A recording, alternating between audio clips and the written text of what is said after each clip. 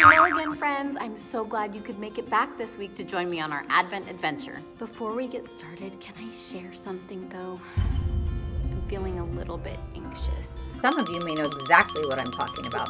Sometimes there's a reason. Or sometimes out of the blue, you feel a pit in your stomach. Maybe you feel like you're gonna physically be sick. Your heart races. You feel like you're being chased by dinosaurs, even though you're just sitting on your couch and dinosaurs are extinct.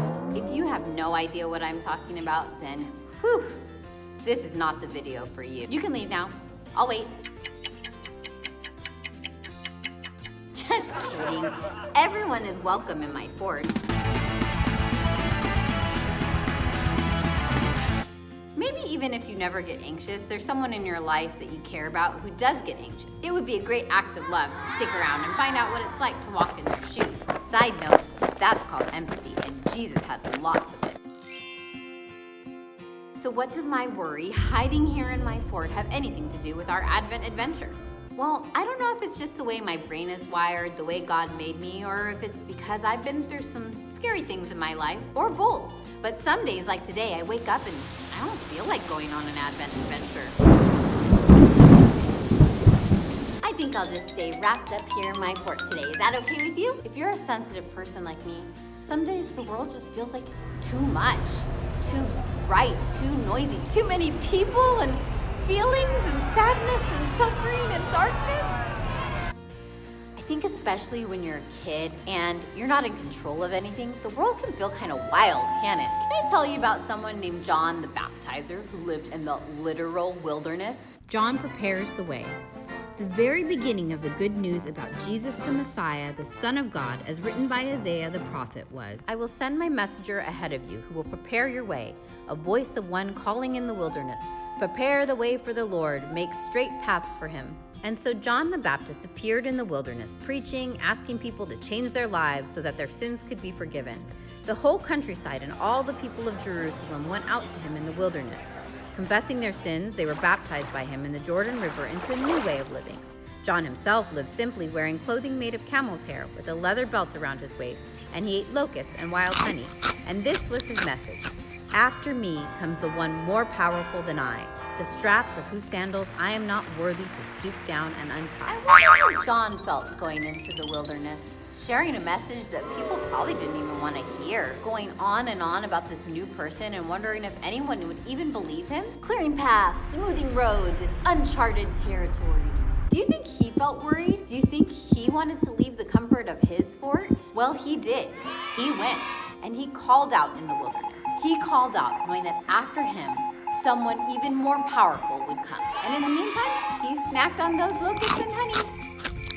Something that I didn't learn until I was an adult is that it is okay to be afraid and brave at the same time. For me, that means being anxious, maybe even crying at the same time that I'm doing something brave, like going to a new place I've never been, or telling someone a hard truth, or getting a shot at the doctor, or maybe even eventually leaving this fort. Being afraid, worried, or crying doesn't mean you're weak or that you're not brave. Has anyone ever told you to put on a brave face? Do you want to see what my brave face looks like? Being brave or courageous doesn't mean not being afraid. It means being afraid and still doing the right thing. I'm not sure I'm ready to be your brave Advent adventure leader today, and I'm not leaving this fort anytime soon, or at least not until I have to go home for dinner. These locusts aren't cutting it. So I'll let John the Baptizer be your leader for the week. From him we know that it is not only okay but right to call out to the one more powerful than us when we feel like we're in the wilderness. Not only is God always with us, but Jesus is coming. He is. You know what I love about Jesus? From the New Testament, we know that Jesus met people where they were. He told different stories to different people at different times based on what they needed to hear. When we are on our journey in life to the manger, through a pandemic, on an Advent adventure, calling out to Jesus will look different for different people. Some people need medicine, some people need food. Some people need truth. Some people need time alone with God. Some people need the divine company of others. Some people need art or music to experience the Holy Spirit and be brave in order to go into the wilderness like John and live in a new way.